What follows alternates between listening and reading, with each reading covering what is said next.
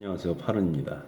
매일 영상을 찍겠다고 한 약속을 지키기 위해서 영상을 플레이 해봅니다.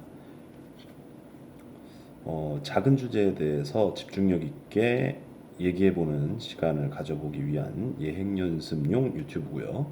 잘 들리실지 모르겠네요.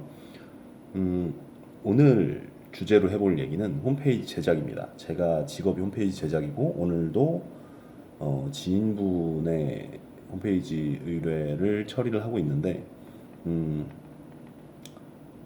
홈페이지 제작이 제가 가장 전문화된 분야예요. 10년 동안 일을 해왔고 조금 특이하게 사진도 찍고 영상도 찍고 디자인도 하고 퍼블리싱도 하고 프로그래밍도 하고 기획도 하고 영업도 합니다. 분야를 굳이 나눠서 그렇지 뭐 과거에는 제가 홈페이지 시작할 10년 전 아니죠, 한 15년 전 좀 오래됐네요. 15년 전 정도에는 일반적인 거였어요. 뭐 홈페이지 제작이 그때는 좀 단순해서 혼자서 다 하는 시스템으로 운영이 됐었죠. 그리고 뭐 교육기관 같은 게 전혀 없었기 때문에 그때는 그냥 본인이 독학으로 공부해서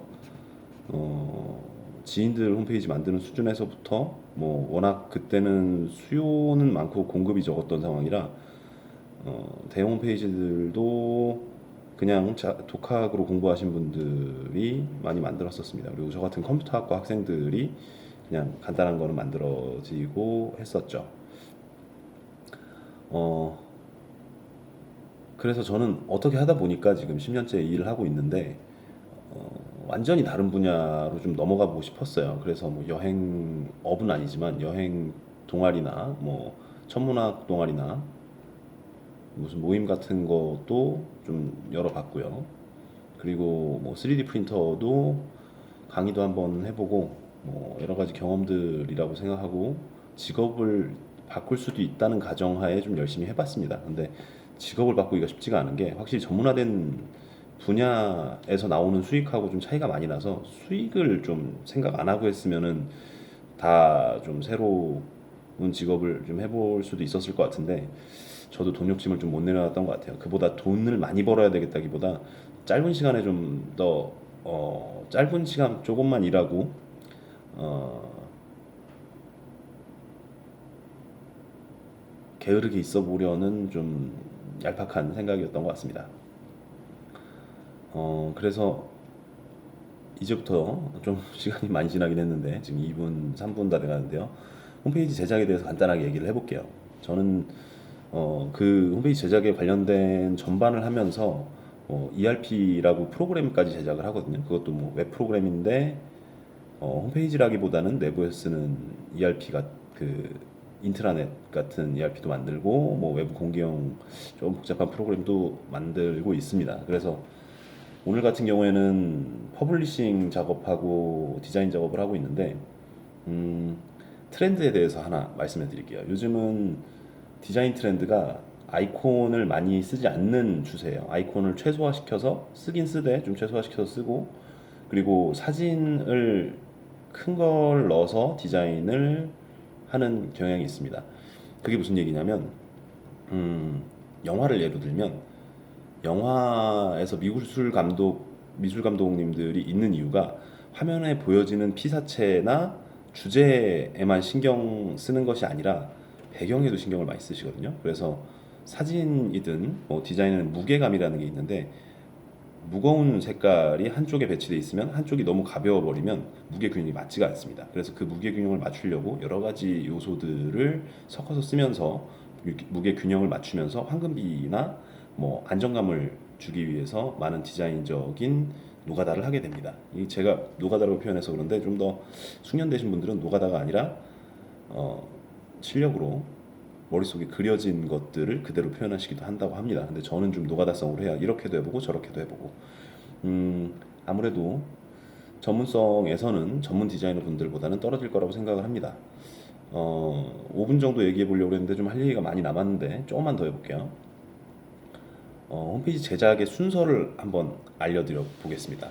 제 생각인 거예요. 그래서 내 생각 N이라는 채널에 올리려고 하는 거고요. 어, 홈페이지 제작은 우선은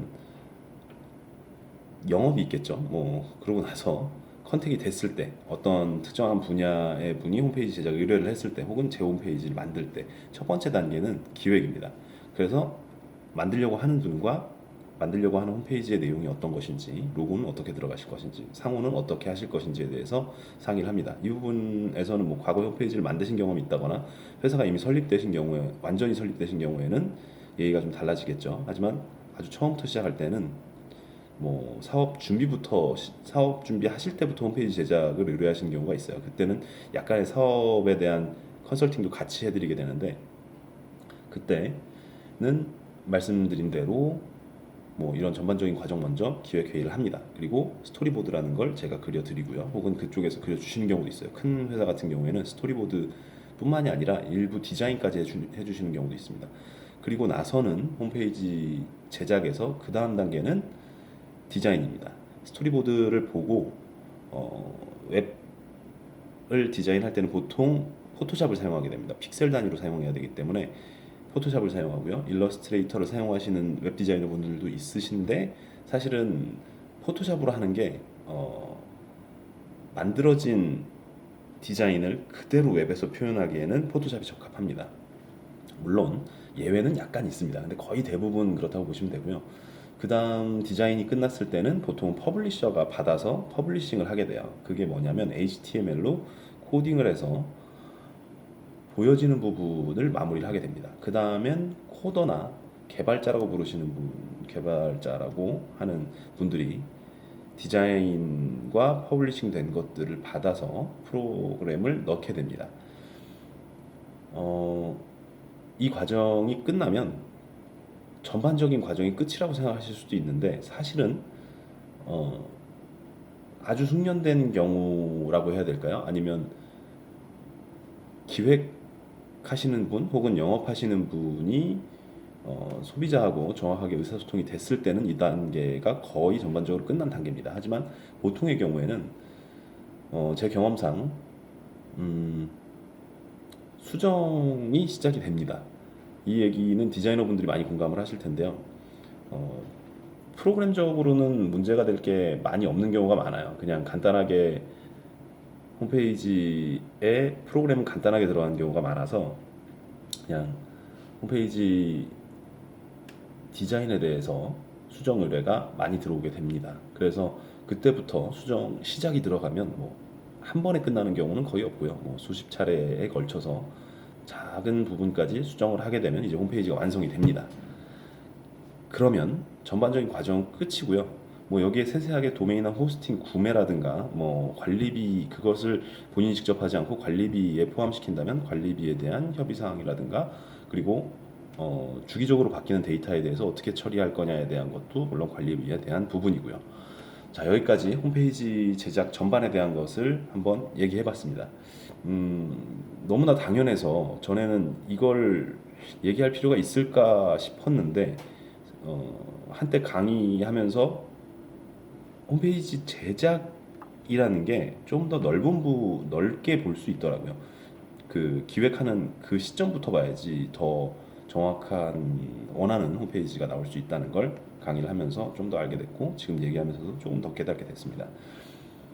홈페이지는 다른 웹사이트하고 똑같이 만드는 경우는 거의 없어요. 대부분 약간이라도 바꾸거나 좀 더 많이 바꾸길 원하시거든요. 저 같은 경우에도 제 홈페이지 만들 때는 저도 뭐 몇 가지 홈페이지를 지금 제작 계획에도 있고, 지금까지 제 개인적인 사업은 아니고 취미를 위해서 홈페이지를 만들어 본 적이 있는데,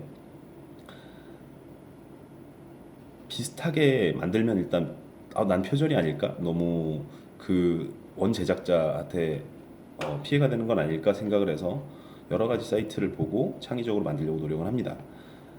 하지만 완전히 창의적일 수도 없고, 그리고 완전히 똑같이 할 수도 없습니다. 홈페이지라는 건 약간 그런 경향이 있는 것 같아요. 예를 들어서 뭐 뭔가의 제품 디자인을 하게 되면 지금까지 이어폰 모양, 예를 들어서 이어폰이라고 치면 이어폰은 기존 형태에서 크게 달라질 수는 없겠죠. 왜냐하면 사람 귀의 모양을 고려해서 오랜 시간 다듬어져 온 표준의 모양이 있기 때문에. 그거하고 좀 약간 비슷하다고 볼 수 있을 것 같아요. 홈페이지도 사람들의 이용 패턴이 있기 때문에 크게 바꿀 수는 없습니다. 그래서 아예 홈페이지 제작을 많이 안 해보신 분 같은 경우에는 그런 패턴들을 따라 하시는 걸 오히려 좀 추천을 드려요. 그걸 표절이라고 부르기에는 예를 들면 로고가 왼쪽 위에나 뭐 가운데 있다거나 메뉴가 가운데 정렬이 있거나 왼쪽 정렬이 있는 것 이거 가지고 표절이라고 할 수는 없거든요. 그리고 글자체 대부분 뭐 반 이상의 홈페이지들은 거의 비슷한 형태를 띠고 있습니다. 레이아웃이라고 부르는 그 구획 자체는 비슷한 형태를 띠고 있기 때문에 표절이냐 아니냐에 대해서는 홈페이지에선 조금 더 타이트하지 않은 기준을 적용할 수 있을 것 같습니다. 자, 10분이 넘어가고 11분이 다 돼가네요. 이번 영상은 약간 교육에 가깝게 됐는데 우선은 하루하루 뭐 올리는 거에 집중하기 위해서 내 생각엔 이라는 채널에 올려보겠습니다. 그리고 지금 했던 얘기가 꽤나 중요한 얘기인 것 같아요. 그래서 나중에 다른 채널에 홈페이지 제작에 대한 이야기만 따로 보드를 사용해서 한번 해보도록 하겠습니다. 자, 그럼 오늘도 미션 클리어했습니다. 내일 뵙겠습니다.